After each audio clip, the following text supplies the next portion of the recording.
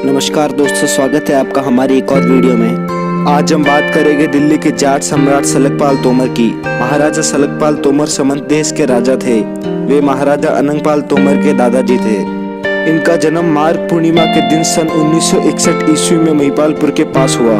इसी दिन इनके पिता गोपाल देव तोमर का राज्य तिलक समंत देश के सम्राट के रूप में हुआ। इसी कारण इनके पिता को सुलक्षण पाल बोलते हैं। दिल्ली के जाट राजाओं में सर्वाधिक सिक्के इन्हीं शासक के प्राप्त हुए हैं। दिल्ली के जाट राजा सलकपाल देव की मुद्रा काबुल, लाहौर, आगरा, किशनपुर में प्राप्त हुई है, जिनमें एक तरफ इनका नाम सलकपाल अंकित है। हिंदू ग्रंथ देव संहिता में जाटों की उत्पत्ति भगवान शिव से बताई गई है। जाटों का वर्णन शिव के गण नंदी के रूप में भी किया गया है। साथ ही दिल्ली के तोमर राजाओं के सिक्कों में एक तरफ नंदी का चित्र होना और नंदी उनके राज्य चिन्ह होना उनका जाट होने का इशारा करता है। वाक्य पंच हजारा 1898 में पांडव वंशी तोमर जाट राजाओं को जाट लिखा गया है। आर्य समाज के संस्थापक पंडित दयानंद सरस्वती ने अपनी पुस्तक सत्यार्थ प्रकाश में दिल्ली के पांडव वंशी राजाओं को जाट लिखा है। फरस के प्रसिद्ध तवारीख से उल उल्ला खरीफा में इंद्रप्रस्थ के पांडव वंशी तोमर जाट राजाओं का भी वर्णन आता है। इन राजाओं का जाट होने का सबसे बड़ा प्रमाण है सौगगढ़ के जाट राजा हाथी सिंह तोमर, जो कि राजा अनंगपाल तोमर के वंशज थे। सौगगढ़ी के जाट राजा हाथी सिंह कुंतल की कुल देवी मनसा देवी थी, जो कि दिल्ली के तोमर राजाओं की भी कुल देवी थी। सौग के किले से जर्मन पुरातत्व को खुदाई में पांडव वंशी तोमर वंश की कुल देवी की प्रतिमा प्राप्त हुई। इस किले का निर्माण जाट राजा अनंगपाल तोमर ने करवाया था। उनके बड़े पुत्र सोहनपाल के नाम से यह सौगदुर्ग कहलाता है। मुगल काल में 1777 ईस्वी में मुगल और जाट युद्ध में यह किला नष्ट हो गया था। वर्तमान में यह किला एक टीले के रूप में विद्यमान है। सौग में अनंगपाल कालीन 2 मंदिर के अवशेष भी प्राप्त हुए हैं। प्रथम मंदिर देवी को समर्पित है, दूसरा मंदिर शिवजी और नाग देवता को समर्पित है। अनंगपाल के वंशज राजा हाथी सिंह के समय इन मंदिरों का अपना ही वैभव था। राजा हाथी सिंह के वंशाली आज भी मौजूद है, जिनसे साफ पता चलता है कि वे राजा अनंगपाल के वंशज हैं। इन सब तथ्यों से यह तो स्पष्ट हो चुका है कि दिल्ली के तोमर राजा जाट थे। महाराज सलकपाल देव ने समाज में एक लोकतांत्रिक व्यवस्था कायम की थी, जिसको चौधराहट का समाज बोला जाता है। इस सामाजिक व्यवस्था में मुखिया का चुनाव लोगों द्वारा आपसी सहमति से किया जाता है। तोमर कुंतल एक ही गोत्र के क्षेत्रीय नाम है। तोमर जाटों को इनके नाम पर ही सलकलान भी बोला जाता है, जो आज बागपत क्षेत्र में निवास करते हैं। सम्राट सलकपाल तोमर 18 वर्ष 3 महीने और 15 दिन की आयु में 979 ईस्वी में समंत देश की गद्दी पर बैठे थे।